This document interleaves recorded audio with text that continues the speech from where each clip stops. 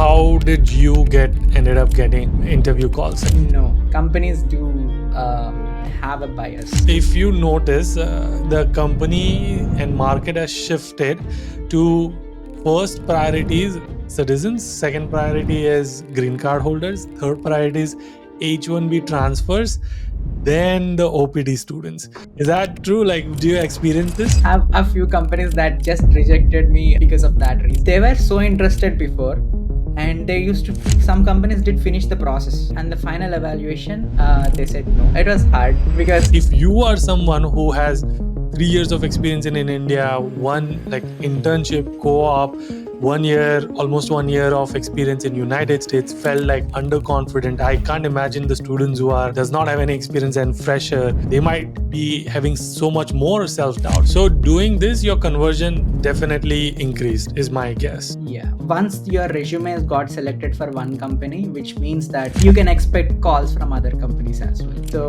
that's what happened to me. Did you get H-1B picked up or no? Before we dive into all the strategies and stories that we're going to discuss in this podcast, let me ask you this. Do you have a clear job hunting strategy to get an internship or a full-time job? Most people don't, and it's costing them opportunities. I've helped over 1,100 students with their strategies through my ultimate job hunting course. And trust me, I'm not even kidding. I could see so many recruiters viewing my profile. And it's been the best investment I've ever made. The content is incredibly practical, filled with tips and strategies that make you stand out to recruiters. It was one of the best courses that I have done till date. This course covers everything that you need to stand out. You will get ultimate resume course, you will get ultimate LinkedIn course, networking strategy, access to 1,100 plus job seekers for support, and personal support from me through WhatsApp group. I will walk you through every single step that you need with real examples and the tools that will give you an edge. I don't want you to miss any other opportunity to land your next job or an internship. So check the link in the description. And now I will let you enjoy the podcast. Cool. Let's get started with a quick intro. Where are you from? When did you come to United States? What did you do? And what are you doing right now? Hi, I'm Nikhil. I am from Andhra Pradesh, back in India. So I did my undergrad in NIT Bhopal, Electronics and Communication, and I worked there for 3 years, and then I moved to United States to get my master's degree from State University of New York, also called University at Buffalo. I did my master's in computer science, and it's a 1.5 year course, like just a 3 semester course. And after finishing that, I started my journey as a machine learning engineer with a startup. And currently, I'm working with Adobe as a senior machine learning engineer. Nice. So you're making big money. Yeah, I will get to that. Yeah, we'll get to the money part, but 3 years work experience. What was your work experience in India? So right after my undergrad, I joined as a data scientist slash machine learning engineer. Mm. Um, there was a lot of intersection between the work I did with data science and machine learning engineers. So I worked with Reliance for almost 2.5 years back in India. It was amazing team, amazing manager, amazing experience. So that's, I would say, is the foundation to my journey. Yeah. And then you decided to do obviously masters in computer science. We'll probably do a separate video on just Sunny Buffalo, SUNY Buffalo. I Yeah. found out that it's called SUNY and not Sunny. So we'll probably do a separate video on that journey. But 3 semesters, and then you started with your journey working for a startup. When was this? So I came to US in August 2021, Mm. and then I graduated into December 2022. So it's 3 semesters. And yeah, so that's the timeline with the masters. Did you have like a summer internship? Yes, I as we can talk more about that, but I was looking for internships very early, and I was able to secure one for the summer of 2022, and that eventually got converted to full time. So that is how you got your first kind of full-time job. Okay. I just probably let's just start there because I feel like that is important. December 2022, I think the market just started getting bad. Yeah. Like mid of December 2022, layoffs were announced, and 2020, like December, definitely was like really, really bad. Started to get really bad. But luckily, in this case, you had internship which you converted. So I want to like get to that stage where you landed in August 2021. When did you start like thinking that, okay, I need to like start preparing for my internship hunt? So as soon as I landed, I already did some homework back in India when I was in India, like how internships work, how Hmm. do you go by, how do you approach people in United States, what are the platforms, what do you search for, who do you connect with? So I did some homework, and then when I came to US, the first thing I did was improve my network Hmm. on LinkedIn and other social platforms as well. And apart not just that, I wanted to make my resume strong, and it from the day one, or I should not say day one, but after first month, initial month of settling in the US. So that is when I started applying aggressively to almost all the companies, because internships are never for one specific role. So it can be software, it can be data science, it can be data analyst, because we just wanted to get into the market first. Yeah. So that's when I have created multiple resumes and started applying. Okay. Um, Sorry, I know I said I want to start there, but now I want to go back. You mentioned something very interesting, which is what also I teach. You started your research in May, June, July, sounded like, because you landed in August. So before coming to United States, you started your research that how does the market work? Like how, like what, when you say you started your research, like what were you doing in terms of research? Like were you looking up LinkedIn profiles and asking them, talking to them? Like when you say research, what kind of research and what did you do in that research? Yeah, so I used to follow a few YouTube channels as well, and then I used to look at some articles, like whoever has moved to US like around 4 or 5 years before me, because they have good amount of experience. They have seen already what I will be seeing, and that way I get to know a lot of ideas what to do. So few things that I did personally that helped me was, and understand their profiles. Did they come from computer science background? That, because I'm going to computer science background, connect with them on LinkedIn, ask them the timelines for the internships, when do they open, and what kind of resumes should we have to get good conversion rates, and good callbacks. So these are some things, some of the questions I made. Then I spoke to like 5 6 people, averaged the results, and then that helped me actually. Nice. And in this, again, you will get used to it. We like to go as deep as we can Mhm. because I'm not optimizing for views, I'm optimizing for impact. So, um, when you said you reached out to people, who are these people? Are these your alumni? Are these random people? Are these people you followed on YouTube and articles, etc.? Who are these people? So like these are the people that who I relate to, exactly. If I wanted to say, so I wanted to be a machine learning engineer after I graduate, so I would look for someone who's a machine learning engineer at a big tech company or a very good startup, I would just connect with them and then ask a few questions. So these are the set of questions I would ask, like, so how did you get. And before you get to the questions, so you would go on LinkedIn, you would type machine learning engineer, you will filter it Adobe for, let's example. In this case, for people who are planning to come to United States, this is what they should do. Go to LinkedIn, machine learning, filter it Adobe. Oh, Nikhil is machine learning engineer. I love his profile. This is, I can relate to him. Mhm. Now they try to connect with you. Uh, Yes. I'm assuming you send a connection request using a connection note. Is that true? Yeah, note is very important, because you just shouldn't blankly send every connection request, because people won't accept, everyone is busy. Yeah. So having a personalized note, telling them why you can relate to them, what will actually help for them to even understand you better and accept it. That Hmm. way even they can provide insights in the future. Can you give me an example of a note that you sent that helped that converted into them accepting the request? So it's more like just about you. What are you doing right now?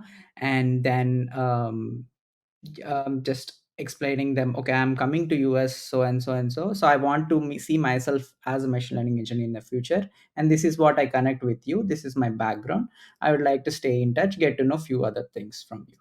So just start simple, and then as you kind of build trust and build trust, we can eventually ask more questions.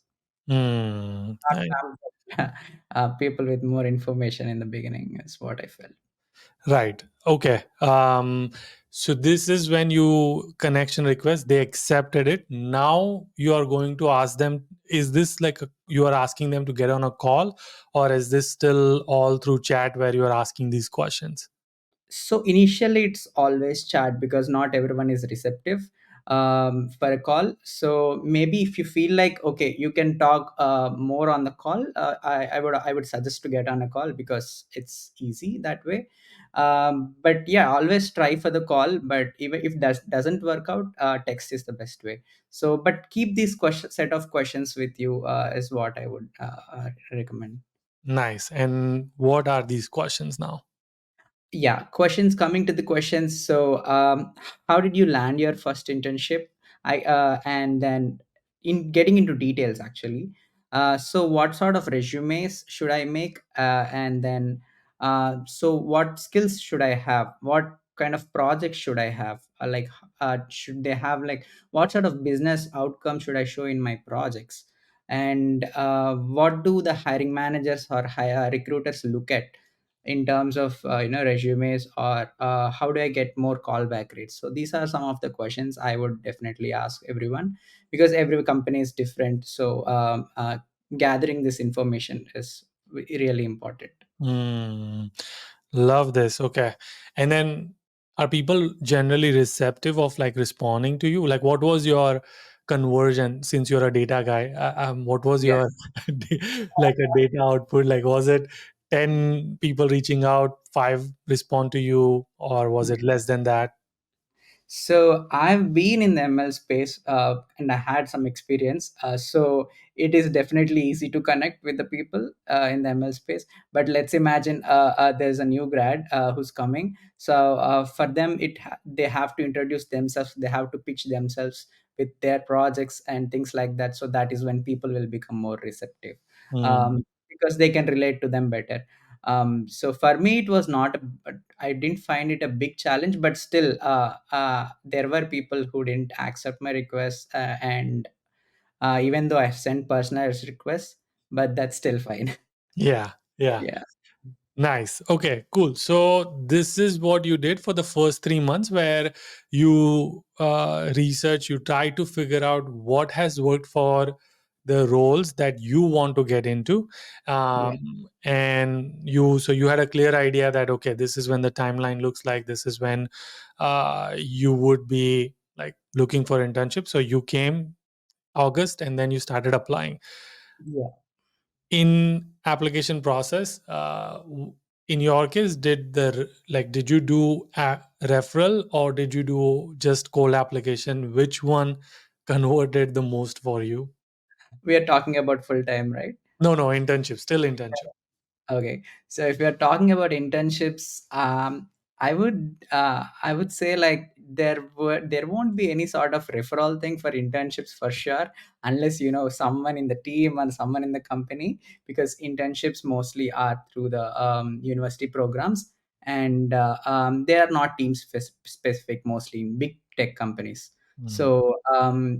So in, like, let's say for a startup, it's obviously you can take the referrals or things like that. But for big tech, it's always like through it hires they hire through university roles. So that's where I had to just keep on applying as many as possible, and then keep track of whatever I applied. So that's one Hmm. strategy I used. What you're gonna watch is an amazing story, but before you watch that, I just want to quickly say that all of these stories. I compile the key insights from these stories and all the podcasts that I do, and I put this in my free exclusive newsletter community. Every week, more than 16,000 people receive my newsletter, and they love it. And here are some of the examples. You can see this was a podcast on George Mason universities, and you can see how to network and 10% cold emailing, powerful LinkedIn techniques, and so on and so forth. So if you're interested in becoming part of this exclusive newsletter community, absolutely free, link is in the description, or you can go to udj.com/newsletter. How did you ended up getting interview calls, and what all companies did you end up interviewing? Multiple companies, or was it just the startup you end up getting the interview? Even though I applied aggressively initially, because I could have optimized my resume better and applied again and again and again. So even my callback ratio initially was not that great, because of which I had to optimize my resume again and then also do a lot of other things which I'll talk about. And then slowly I started getting the interview calls from different companies, starting from startups to some big tech companies as well. But now these are like for different roles. One is for data scientist, one is for MLE, one is for software engineering SDE intern. So again, I've given interviews for all these different roles as well. Mm. I guess let's remove the rabbit out of the cap. What did you do to optimize your resume? You said one was like your resume already was not optimized, so you had to do few things, and Yes. then you said a few other things that you did, which ended up like you feel like that is what helped you started to get interview calls. So what were those things? Yeah. First point in terms of resume optimization was adding more realistic or real world projects with business outcomes. So that is something everyone looks at. So you build something, right? But if you are building something for real world cause, that helps you a lot in showcasing your skills. So that helped me. I've changed few bullet points to add more business outcome, and also I try to optimize my LinkedIn profile well, so that I'm more visible to recruiters and hiring managers now over the LinkedIn as well. So if I'm looking for internships, and people can look you up on the LinkedIn, and then they see how relevant your experience is. And also for the startups, they always post you, even they always come to LinkedIn to even find the talent, find the people over LinkedIn as well. So that helped me with getting to interview calls with startups as well. Nice. Can you walk me either through, like, either we can walk through your resume, or if you want to just talk through, because I think, again, like thinking back when I was in India, I didn't know one, resume structure is so different in India. Two, like, what do we mean? I know now because I teach people, but what do we mean by relevant resume, putting business outcomes, and like if we can talk through that points, that'll be amazing. So, uh, so this is my resume. So first thing I would do is, after your title and your initial details, first thing I did was adding a summary, Mm. um, because people generally start with education. Um, but if they had prior experience, adding summary would really help. And then start with your experience, the most recent one on the top, and then by what I mean by adding business outcome is, see, if you look at this point initially, you would say that you have generated some sort of revenue. Mm. And if you get some each of the points, you see that there are some of the metrics, quantifiable metrics in each and every point. So generally hiring managers or recruiters just skim through your resume and might look at these things, is what I felt after having a lot of iterations. Yeah. uh, mm, A- so and And yeah. so I have a question. How did you get 5 million number? Because it's, I think a lot of time people ask like, do we just fake this because we don't have this number? So, uh, Yeah. So I was working as a part of the team. So we had the dashboard, and then we can see the average cost savings per transaction. So it's an average number of all the Hmm. transactions for the period I was there. So you can have an estimates around. It's not, it doesn't need to be like a Yeah. fixed number. Do it like a range. Right. It's Yeah, and I would also encourage people who are watching is to like reach out to your team if you are like graduated, like ask them like, hey, how did this impact the business? Your manager probably knows what you do and how this impacts, and then you can start putting those points as well. That's a good point. Yes, I would do that as well. Yeah. Yeah. Cool. So it's interesting you didn't start your resume with education because you have obviously 6 years of experience in this case. But so I would also do, like, if I'm applying now, I would also have experience on the top. So experience, then you have personal projects, Mhm. which is interesting, and then I'm assuming skills and then education. Nice. Okay. Then education. If you ask like a recent grad and with coming from a good university, like Ivy League or top universities, and you don't have any prior experience, and then having the education on top would make sense. Yeah. If they do this, I think we are good. I'm assuming you also made it relevant to the job that you're applying to. So this one might be machine learning, another one might be data analyst, another one might be. It's the software engineering. So yeah, when you are trying to apply for different jobs or have a different resume templates or different resumes altogether, that will actually help. And also, in my case, just this resume is what I used for applying for the ML roles. Hmm. Yeah. Okay. Amazing. Cool. Great. Thank you again for sharing this. So this was one of the things this was one of the things that you did in terms of getting the interview calls. You also mentioned you also did some other things. Like, what are some other things that you did? Yeah. So other things was mostly on the LinkedIn optimization, and by optimization I mean adding a good about or description about you, in which you need to have add your skills, your overall experience, and how can you add value to the company. So that is something, and then make sure that all the sections in the LinkedIn are up to date, so that when some recruiter searches, you get your name on the top. And then I used to get some emails from recruiters as well regarding like we have an opportunity as an interview, we would like to interview you, or we would like to know more about you. So you always get an additional site where you can get calls from. So Mhm. updating LinkedIn helped me. Nice. Okay.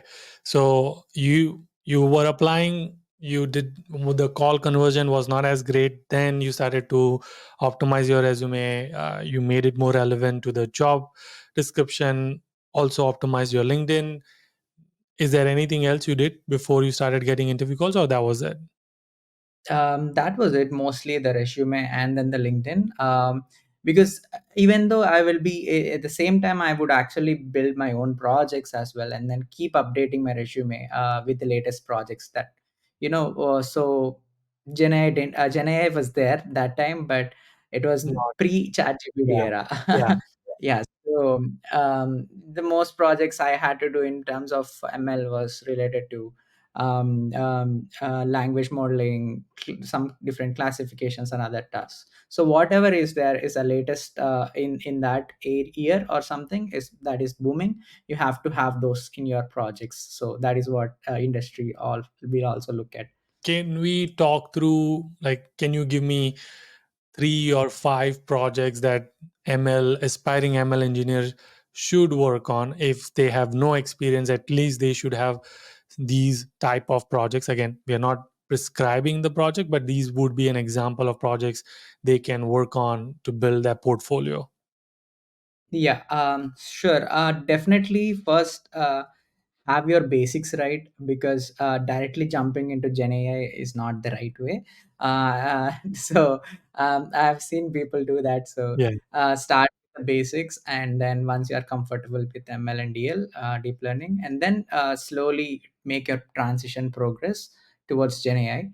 And because everyone is expecting in Gen AI in the projects, even for software engineer role, people are expecting Gen AI as a part of it.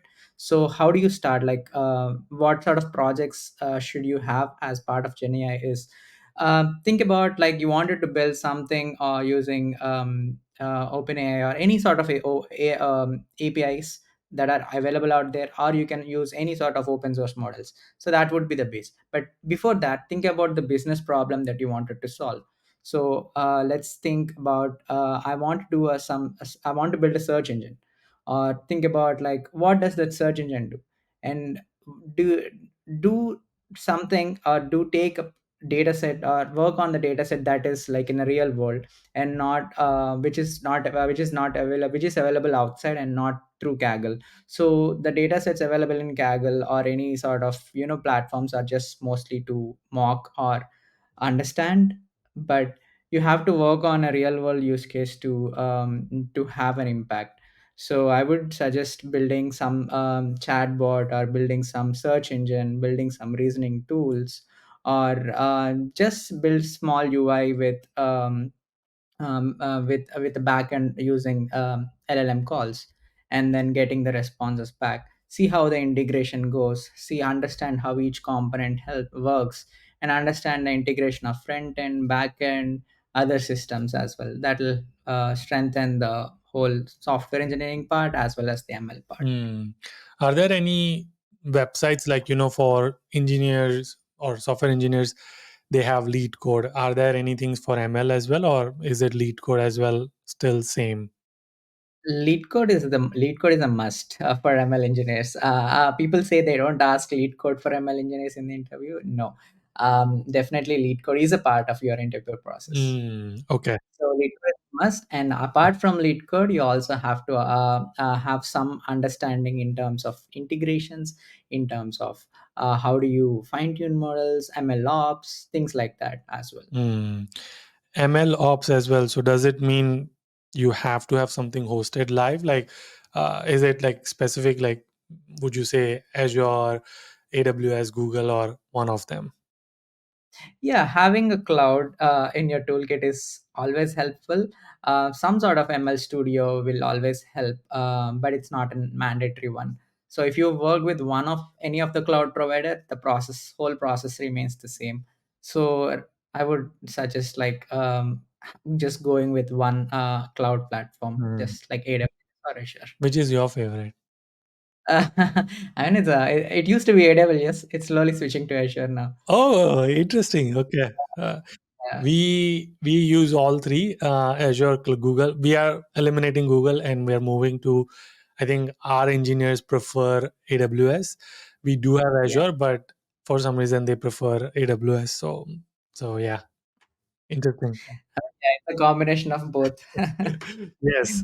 Okay, cool. So some of these projects, chatbot, search engine, what about Kaggle? Like, is that uh, like doing things on Kaggle, is that helpful at all? Initially, yes, just to make familiar with code flows, code and ideating, taking the data set and then doing multiple experiments on the data sets. Hmm. So that is where Kaggle helps. But you can't put the Kaggle projects on your resume, right? So that's something I see a lot of people do. So I would definitely avoid that in my case. So Yeah. use Kaggle projects for practicing and building the skills, but then actually take that skill and build and solve a real case problem, like building a chatbot or something like that. And Yeah. that is something you want to put it on your resume. Exactly. So you might feel like, okay, I'm a new grad now. How do I get a data set? Hmm. Not Kaggle, what are the sources? People just stumble upon that and then go back to Kaggle. So you can always find any data sets online. Like, okay, there's this world population data sets, or there is your data set that is within your city. Hmm. For your city, let's say you're living in San Francisco or you're living in Chicago, you have your specific data sets released by governments of that city. You can take that, think what you can do some data analysis and come up with a problem, like what can you solve in this thing. things like that. This is just an example, but you can always find real world data sets is Yeah. what I want. If any data analyst is watching, or data science or data engineer, I have tons of YouTube and Instagram data. If you want to analyze and tell me what kind of trend you see and these are the videos that are working, you should work on that. I would happily take that. That's a real world problem, right? Like I need to know this. I don't have time to analyze the data. YouTube provides immense amount of data, but I don't have time to like analyze and figure out the trends. So this might be a good project for someone. Would you agree or no? I would definitely agree, and then I would also add on top of it, as an ML engineer, I would say that you can build some application like chat with videos. Hmm. You give a bunch of videos and then ask a question on that. It knows which video it has to go and then get the time frame of the answer Wait, that is what? present. Really? Yeah, yeah, you can do that now with existing technology. Yes. So you're saying someone can build a chat bot, like a chat UDJ chat bot, where they are like, "Hey, do you like? I want to learn more about is University of Arizona good?" And if I have made a video on a University of Arizona, it will provide the link, and here is the timestamps, and here are the 5 videos where UD has talked about that. Yes, Oh my that's right. gosh, that is I mean, we are already there. So we are already there. We are building such things outside. They exist. You just have to just type a question correctly, and then you have to have your data sources right, and you get the answer. nice. Great. Well, these are the projects that people should work on then, and then they should report Yeah, to me. imagine that if someone works on this, it's like one of the top projects in their resume because it uses a lot of things in the backend. Yeah, For integrations, for indexing, a lot of things are yeah, done in the backend. 100%. Cool. Okay, so building projects, resume, LinkedIn. You got the internship. How like crazy was the interview process? What do people like really ask for internships? Internships, it varies, but mostly it's lead code. Even for ML, or the software engineering, it's lead code. I would not talk about data analysts because it varies, because they can ask SQL, things from just basic Python, scripting, things like that. But for software engineering, it's definitely lead code. And some startups just give a take home assessments of their problem that they are solving, so just to see how much capable are you in terms of solving the problem. So mostly if I wanted to segregate, it's DSA, take home assessment, just to test your coding skills, and there would be another round just to test your resume or the projects. So another round to test your project, as in behavioral interview. It can be behavioral, it can be technical as well. They can do a dive in into the projects that you have done previously, just to see how match you are, and then finally a behavioral, or it can be a combination of technical plus behavioral in one single round, because generally internships don't go beyond more than 2-3 rounds. Got it. Okay. Nice. Okay. Great. I have so many notes. Yeah, like I'll probably post this on LinkedIn and tag you. But amazing. So internship is that. We'll get to preparation part overall at the end of the video. But um, you got the internship. Anything did you change when it came to full time? Because oh, sorry. Before even I get there, when you were doing the internship, at the end of the internship, did you know that this was going to convert full time, or you did not know? So one thing was that the internship I have taken is for the startup, because that was more of an ML. Hmm. Even though I got the ST ones, I wanted to do the ML part. So I took the ML part. I just had sacrificed it and then took the ML internship, did that internship for 3 months. And then by end of it, I got to know that because I have an option to do a co-op in my university. So I asked them to if I can extend the internship and then do it as a co-op part-time in the last semester as well, and then they agreed on it. So I have also done the co-op in the last semester, and then over the end towards the November, So that is when I got to know that I have a full-time offer. So that I can join back in February. Hmm. And so, did you, while you were doing your co-op, did you also look for full time because you didn't know that this was going to convert? So, did you do that, or did you do the full time search after, like, when you were looking for Adobe? So I did try. I did interview with few, but I couldn't crack few because of the preparation and like the hectic schedule I had in the end of it, because I was also doing the co-op.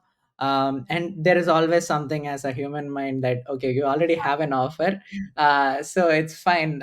Try for something else later. But I did apply. I did get few interview calls, and then I tried.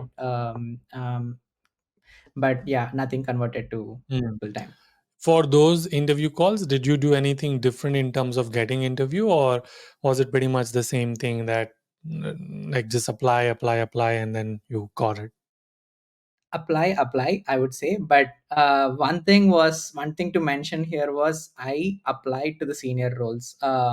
So I did not focus on the junior roles, like, because I've already had an offer by that time. So by from the internship I got to know that I had an offer, but it was not confirmed till November. And the timeline was so strange that I had to wait for it. And then even when I'm applying for other companies, it felt like I only should apply for senior roles. Yeah, Nice. Okay. I took some trade off there. Yeah. Yeah. And that could also be the reason because you were applying for senior roles and you didn't have enough time in your hand to prep for that senior roles. Yes, Yeah. that's one of the case. But yeah, but the time was the time at which it started. Like the recession started at that time, and then there were so many layoffs, and then so many interns were not being converted to full time as well. Mm, So that is when it all started. okay. Cool. So you started working full time, and that was software engineer role or ML? No, it's a machine learning engineer role. Okay. Um, yeah, as a full time, I started with the same startup. So as a machine learning engineer. And then, Um, go ahead, go ahead. And then when yeah. did you like, was there a reason like you were like, okay, I'm gonna go and look for something new, or what happened? Yeah. So I started with that. It's a pretty interesting use case and industry. I was doing my work well, and it's just that I felt like I could do better. I could create more impact. I can be at a big place where I can have a direct visibility on the users. So these are like three motivation factors for me for to switch, and of course the pay. I shouldn't hide Uh, it. yeah. So these are some of the factors that made me take the decision back in like August, September Mm, uh, last year. And that is when I wanted to again apply. If I wanted to apply, if I wanted to do, I want to do the senior roles. That's something I had in my mind. mm. But irrespective of senior or juniors, the process would definitely be the same. Got it. Okay. So now comes the Adobe part where, I mean, not necessarily just Adobe, but like this is where you are working full time, but you are ready to make a move. And is there also like, did you get H-1B picked up or no? No. Okay. So that's interesting thing, Right. actually. So I graduated in 2022 December, and then I started in 2023 February, right? Mm. So last year Feb. So H-1B for one who graduated in February, there were like now two chances already done. So last year is first one, and this year is the second one. So yeah. So right now I'm on F1 STEM Yeah, OPT. yeah, yeah. So so when did the Adobe happened? That's an interesting thing again. So Adobe happened right after the Oh H160. no, so you had two chances. So the first Yeah. one they didn't apply for it, or you just didn't get picked? First one didn't get picked Acha, in both the chances. okay. Yeah. And So second one came? second one, second one turned out to be in a case like I the Adobe didn't put me in the lottery by then because I didn't start the process. Ah. And my previous H1 didn't get picked in the second lottery as well in the previous company. So Got it. Oh man, that's hard. that's another case. I mean, I should definitely talk on. Companies do have a bias For people for the who, people yeah, yeah, who have like one chance on H1. yeah. I know right now. I mean, I guess when did Adobe happen for you? Was it this year or last year? This year, April. Okay. Yeah. So if you notice, the company and market has shifted to first priority is citizens, second priority is green card holders, third priority is H-1B transfers, then the OPD students. Is Exactly. that true? Like, did you experience this? Yeah, yeah, I did experience that. I have story. I have a few companies that just rejected me because of that reason. Hmm. Yeah. Like, don't name the companies, but what happened? So they were like, I used to get initial pre-assessment, like, Ah. and then I used to fill that. They were so interested before, and they used to. Some companies did finish the process, and then and the final evaluation, they said no. And some companies initially after the pre-assessment, they said, okay, we are not able to move because of so and so reasons. Hmm.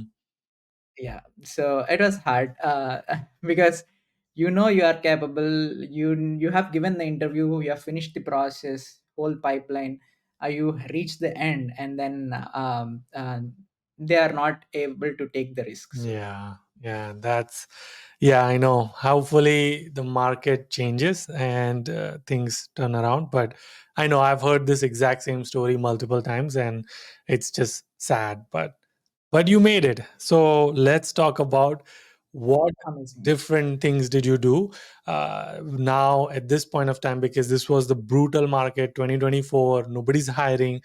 What the heck? Like, what the heck did you do differently? Yeah, I would say like 2023 was still bad. Yeah. In Yes. the end of 2023. Um, so um, so I started preparing from September last year. But with the job, it's always difficult. So I made a schedule. Yeah, when you say Uh, prepare, what do you mean? yeah, so I'm preparing. I started preparing for machine learning roles, specifically, and because I wanted to brush up all on my basics, my projects, and update my projects as well, and started applying in around November of last year. Hmm. Okay. Interview role, like basics. Okay. Got it. And when you say like you started applying, was it just pure again cold application? Did you do any kind of cold outreach, referrals, anything like that? Initially, I just used to apply just to see how good my resume again is for the full times. Uh, because this time I wanted to apply for the senior roles, Mm. so definitely I had to revamp, restructure my resume in a different way altogether. Mm. So I did that. I did some experiments. I just applied randomly to 100 companies, and I just saw how much conversion rate is it like. Um, and I felt like it was bad. So that is when I iterated thrice, four times, five times over December, and then end of the December or start of the January after the Christmas is done, is when I aggressively started applying with my new resume, which I found to have good conversion ratio. Mm. um like, as I've shown the resume, right? So having experience on top, summarizing the bullets with business outcome, having a good personal projects and GitHub profile, and then having good skills, and these are the some of the important things that help me. And definitely the quantifiable metrics, I think, are the biggest change that I have done and that helped me. Mm. So starting from January, I started getting the interview calls. Mm. Okay. And again, this is all still through cold application, no outreach or anything like that. As of December, January, and no, it's all just cold applications, and then just just applications. So not referrals, not via messaging anyone. Hmm. But later in my next in Feb and March, as I've been interviewing, I felt confident to ask more people to have more interviews lined up for me. So that is when I started reaching out Oh, to people. interesting. You said you felt more confident and then you started reaching out to other people. So, do you feel you should have done this earlier? Yeah, definitely. Okay. Definitely Uh, that's the case.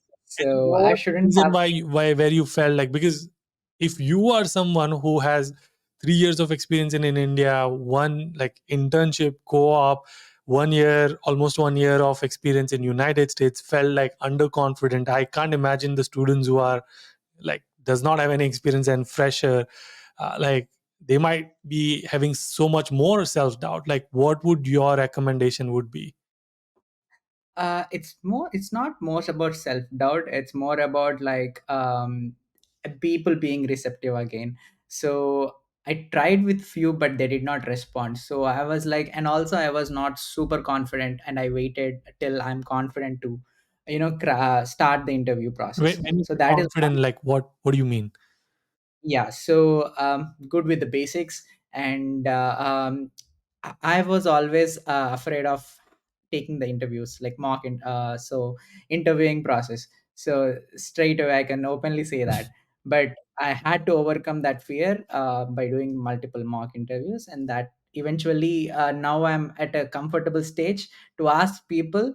Um, and and then I selectively had to choose people. Okay, this is very relatable, I should message this person. Mm. He's very relatable, I should message this person. She's very relatable, I should message them.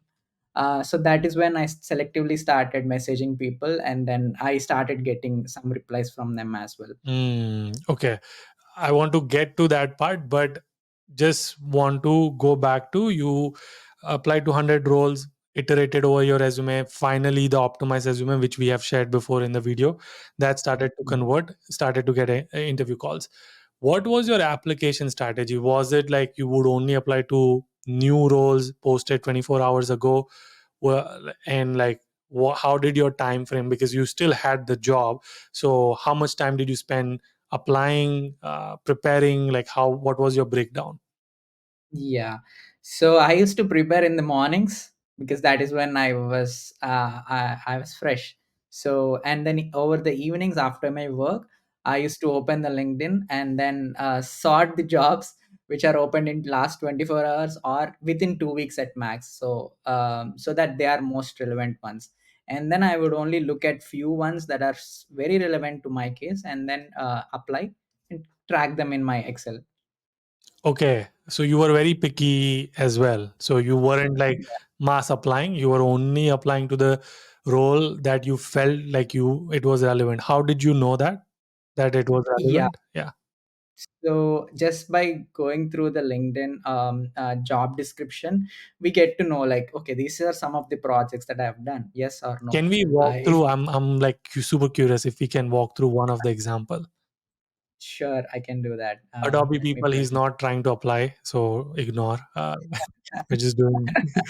Just this is my profile. Yeah. So if I want to apply something, apply for some roles, I would just go to jobs, and basically based on my experience, it picks some roles. But I want to just apply for, let's say, machine learning engineer.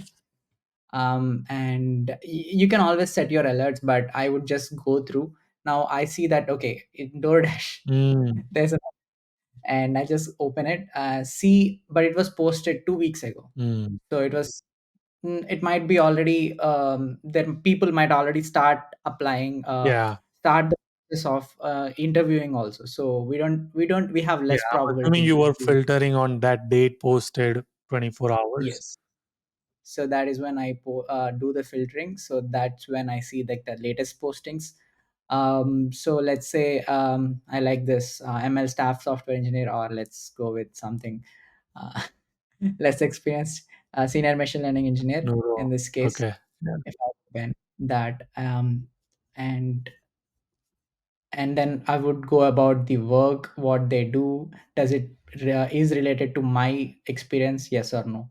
But in this case, it's not very much experience because I mostly work on NLP and text data, whereas this is mostly on computer vision and geometry, 3D geometry. Mm. So there's no point applying this role because definitely they won't select me because I'm not related to that. Mm. So I would suggest quality over quantity in this market, and let's Verizon, say, maybe Verizon or AWS.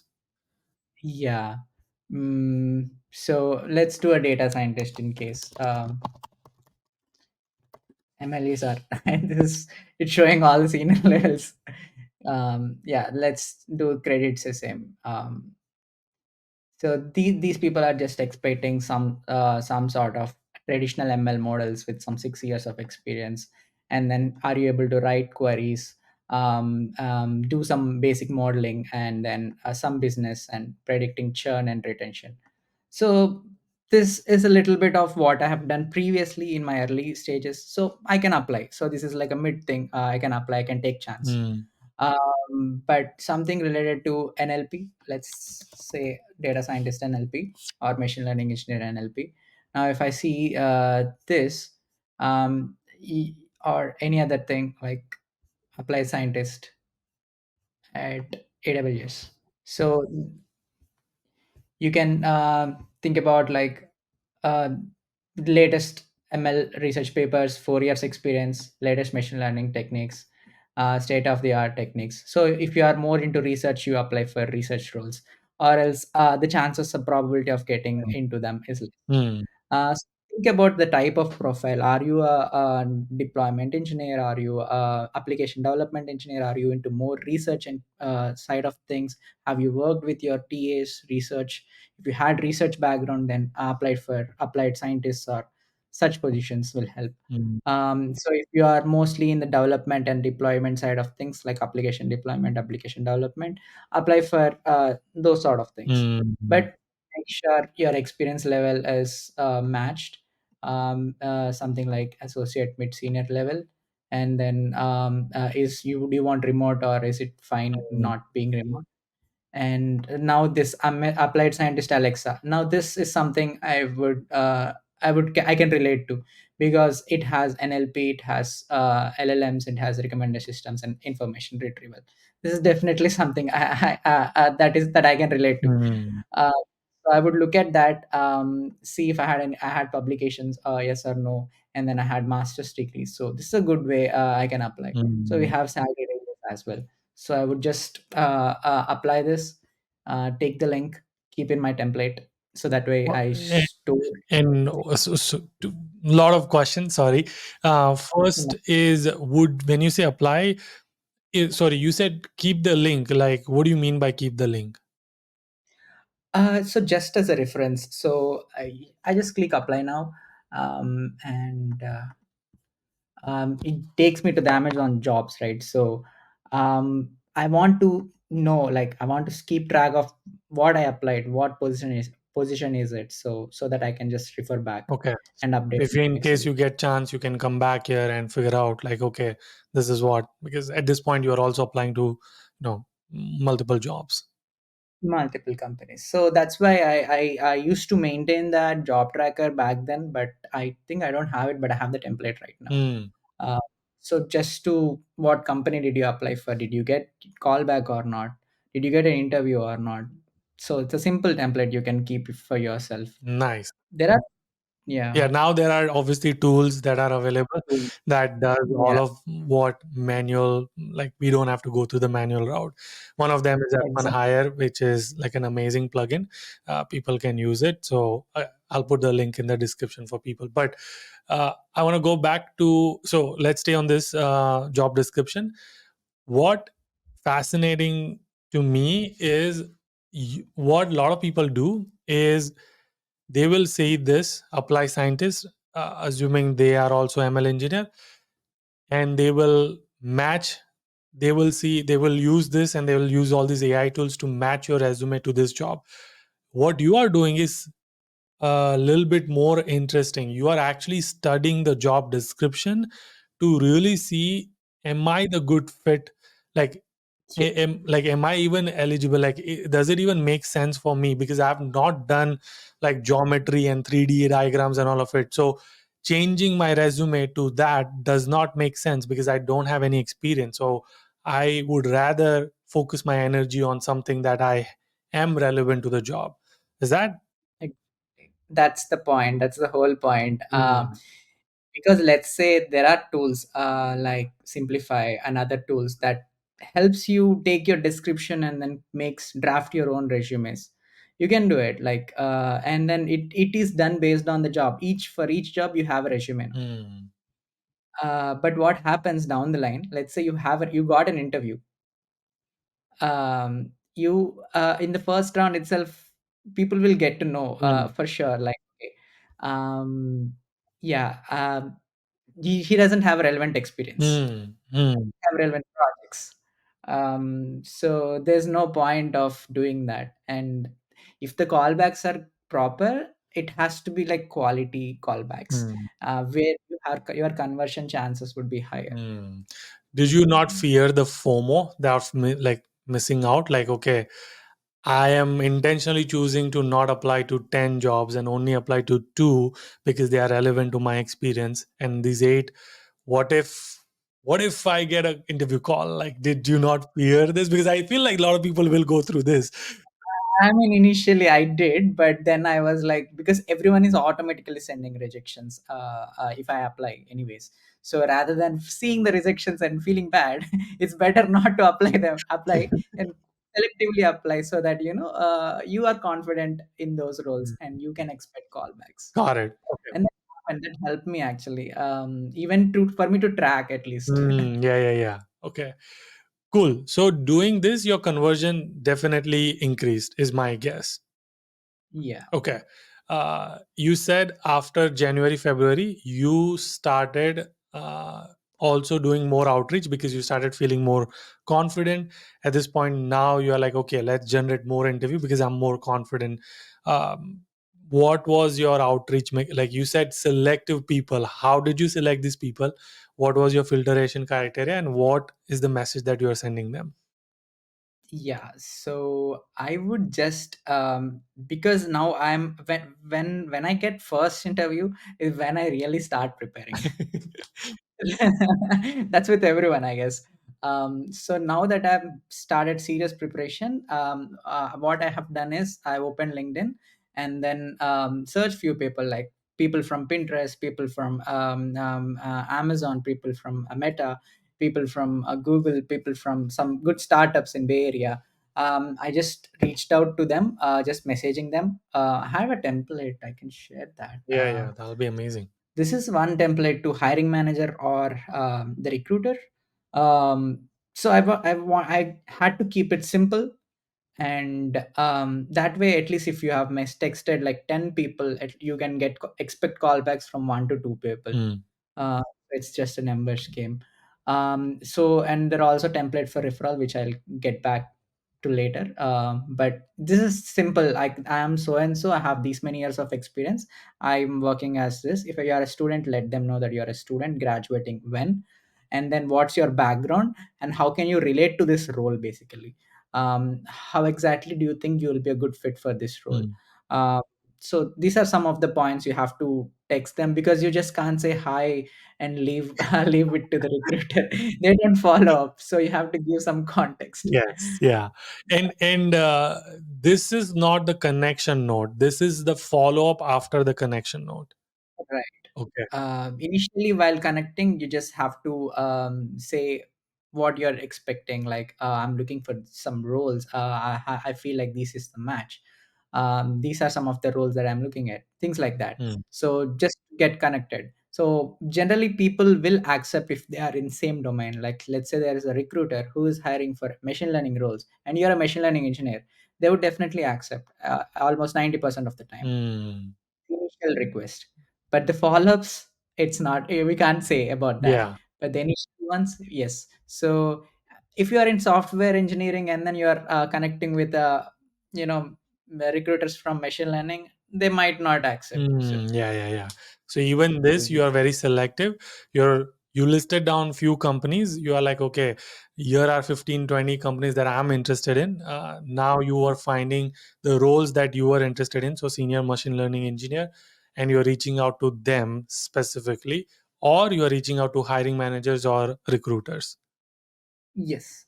And also one more thing I would do is, people generally post on LinkedIn if there are any openings Yes. in their company or Yeah. their team. So I would go to the posts and then filter by last 1 week or 24 hours. And then there also I would search like, okay, job openings now, machine learning engineer. So if there is any opening, I would just DM them, or at least that way you get to know, okay, this is real. Hmm. There's a person behind it. I can apply. Hmm. Yeah. Yeah. Got it. Okay. Amazing. And then what's the referral one? So referral one is just to give you idea like what points you can add. Basically, like I'm good at these things. So these are the things that I have done. So your skills, your business outcomes, add in like a 3 pointer summary. Rather than this, I would say that send an initial message and then have a summary of your work with 3 points, that what you have done in your previous company, what you have built, if you have built something, and then send your resume to them and see if they can refer. Hmm. So if they feel like, okay, the role, for that role, if you have relevant skills, I mean, they would definitely refer. Why wouldn't they refer generally? So Yeah. Yeah. yeah. And did this also converted into more interviews? Referrals did help me, but for 1 2 companies. But most of the other companies that I interviewed for are through cold applications or just applications, because even with the referrals in this market, it's like the more the senior referral, the better it is. Let's say hiring manager is referring you directly. That's a different Yeah. case. They directly send your resume to a recruiter and then you get a call. Hmm. Director is referring, you get a call. Let's say entry level person who just started within for a year or 2 years, they try to refer. The chances are actually less, Hmm. because that's something that I observed over the time. Cool. So at this point, you got the interview calls for these big companies and senior roles. What is there anything interview process wise? What's the difference? How many rounds? Like how crazy? How intense is it? Yeah, I don't want to scare everyone, but it's pretty intensive for the No, senior care roles. everybody. We Uh, don't want to sugarcoat this. It is intense. I know that. yeah. So it was pretty intense. Let's start with segregating into three different. Let's not let's not go by the company, each company, Yeah, yeah. but let's go by startups versus mid techs Hmm. versus big tech companies like Fang or Mang. So for startups, it was mostly on the data structures algorithm initial rounds to test your coding skills. So first, there always is a hiring recruiter screening round, or you can say introductory call. So that's the first step, irrespective of any company.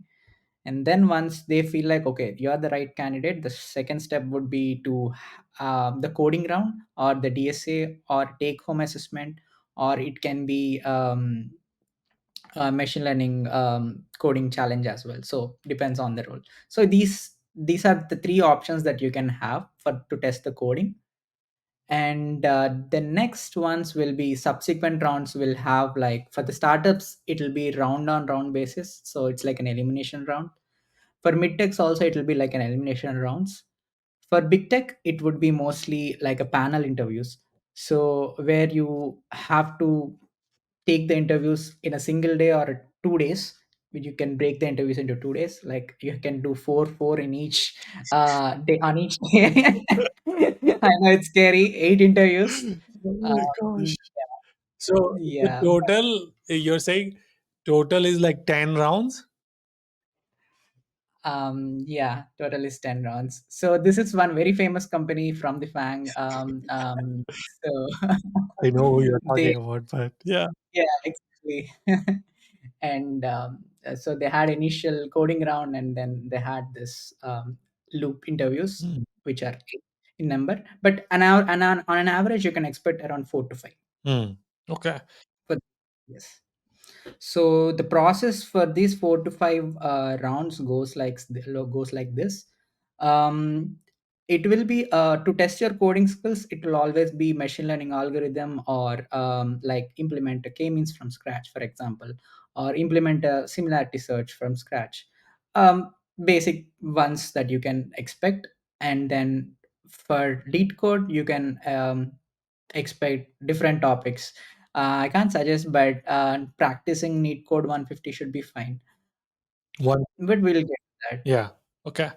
No, no. Go ahead. Go ahead. Like, what do you mean by 150? Is this the top 150 questions? Yes, there's a list, but if you want to talk about it, I can talk about it. Sure. Yeah. Yeah. So there's this compiled list called Neat Code 150 by this guy, Neat Code. Their website is neatcode.com. It's pretty famous actually, and solving those 150 problems help will help you crack almost anything, because it covers all the patterns of the DSA, and it'll help you for the interviews basically. So and definitely before the interviews, if you can solve all the problems, all the 150 on your own, you can obviously crack the data structures algorithms round. And you said neat code, like NIT. NEET. Acha, NEET. What does N Neat. stand for? N Nikhil.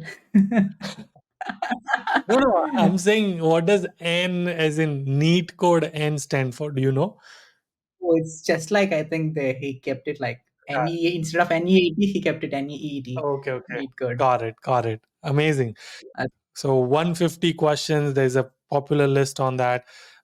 Would you say lead code also something they should also focus on? Blind 75?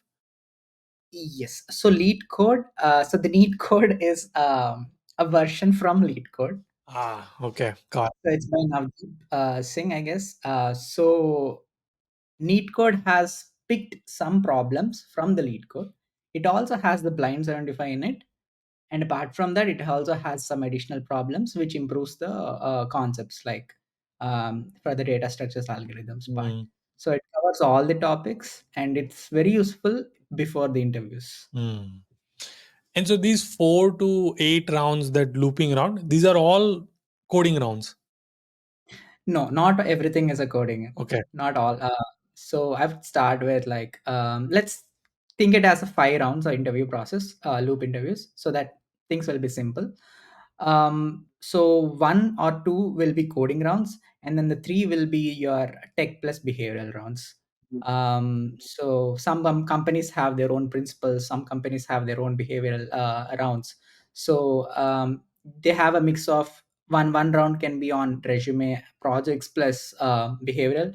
Another round can be on more of an ML breadth, um, and another round can be a more on ML depth, Mm. just to understand your knowledge.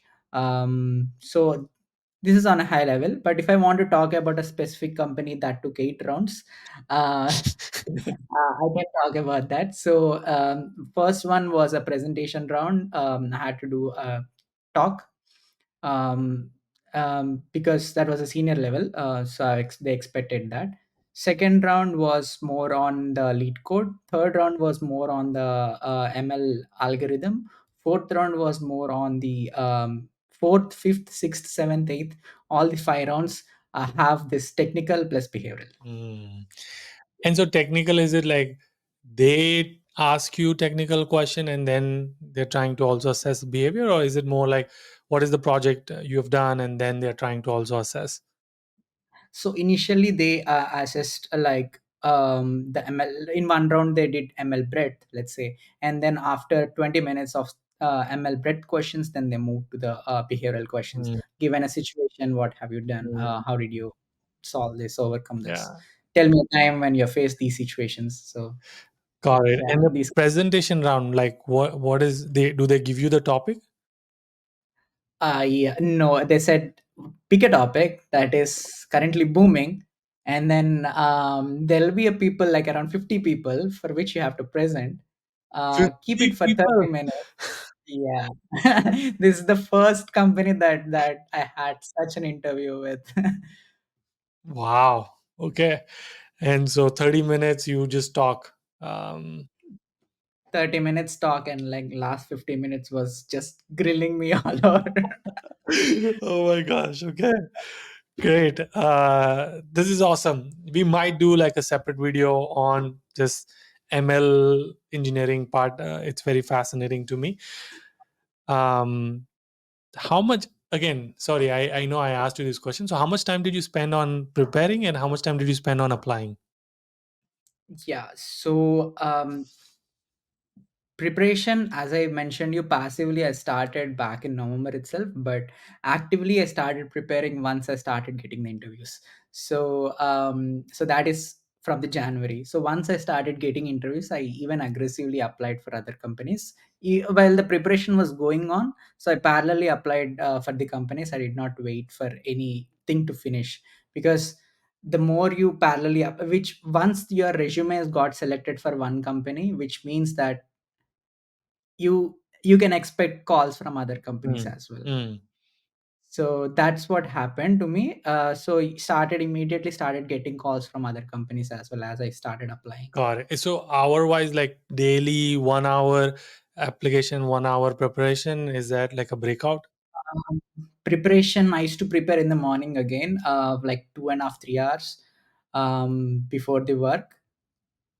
And then over the evening I used to um, apply, because it's kind of shutdown time, so sleep time, so I can apply in the evenings. But in the over the mornings I just used to prepare. Wow. I have a burning question. You were Mhm. working full time, 8 hours, Mhm. maybe 9, 10 hours. I don't know how long you were working, but assuming 8 hours, you were working 2 to 3 hours, preparing in the morning, and then in the evening you were 1 to 2 hours of application. Um, there are students who are complaining that they don't have time to do preparation, making their resume relevant, and all of this. What would you tell them? Because it to me it sounds like you went the crazy route, like you slept, just slept, and then you were like just working. And no, I actually had time. So in my case it was different, because I was working with an EST company, but I used to live in Bay Area. Hmm. So I had a That I used what to time did you wake up to start preparing? no, but I used to work in the PST time only. Okay, okay, Like, okay, got it. so that way I had like 3 hours in the morning still. 6 to 9, 6 to 9, 9:30, things like that. But I used to wake up at like 5:36. Um, Around that time, because I wanted to switch. Hmm. That's the goal first. First goal. So by the evening, I will be exhausted with the work that I've done, and then I don't get time to prepare. So that's when I was like, I have prioritized job switch, so which I kept in the morning for around 3 hours, dividing it into like topics.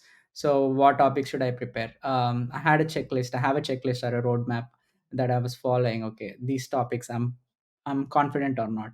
Then go to the next topic. So once I'm confident with all the topics, and once I'm confident with DSA, I used to just check them every day, and then move to the next topics. So and then in the middle I used to finish my work, and then again I get back to the applications and then sleep early. So I did this process for 2.5 months. So Wow. yeah. Yeah, two questions. What would you say to the students who are complaining, I don't have time to do this? um, I mean, student life has more time than work experience. Being at work, for sure. I've been there. You've been Yeah. there. Yeah, fine. I mean, definitely there is time. I would say there is no. I wouldn't agree on that. But yeah, just take some of the time. Take it slow. Let's say in the mornings, because in my student life I used to just stay up late. So definitely I would wake up late in the morning, Mm. which means I didn't have much time to prepare. Then I used to have to go to university. Once it's done in the evening, you have a lot of friends, go out, uh, and you never get enough time to do your work. So Mm. prioritize is what I say. Mm. And another question is, how do you keep yourself mentally motivated? Because you're going to wake up with rejection, you're going to see people are not responding to you, you are not able to crack the interviews, you're failing, you just every single day you feel like a failure. How Yeah. do you keep yourself motivated? Um, yeah, although I did had a job, we always compare ourselves with other people. So I did some comparison as well.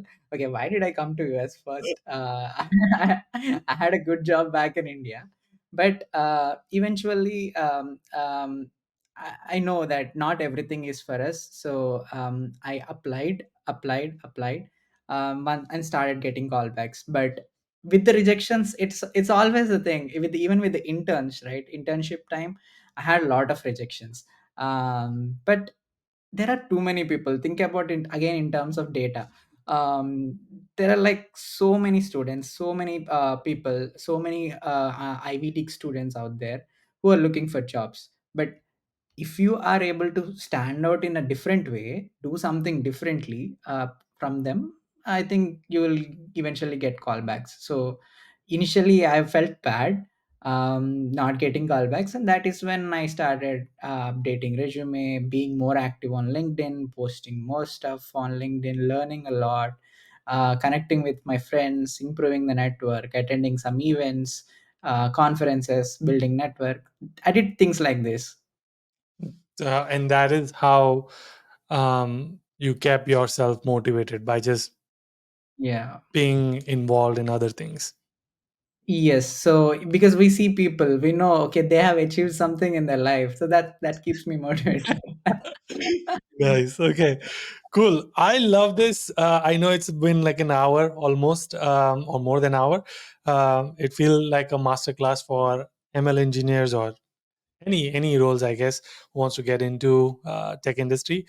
Anything that we did not cover? Any one last tip for aspiring ML engineers, international students? What would you want to tell them? um, International students, I would say that should do some research before coming to US, Mm. because I feel that, because I just feel that's my personal opinion. Because Indian job market is pretty good compared to US job market right now. So do some research is what I would say first thing. And if they are too much into ML, too much into the field, they would definitely get the job for sure, because there are a lot of opportunities, and then the opportunities keep on increasing in terms of in the ML space as we go further. It doesn't mean there's a decrease in SDEs, but it's just a different sector or domain altogether.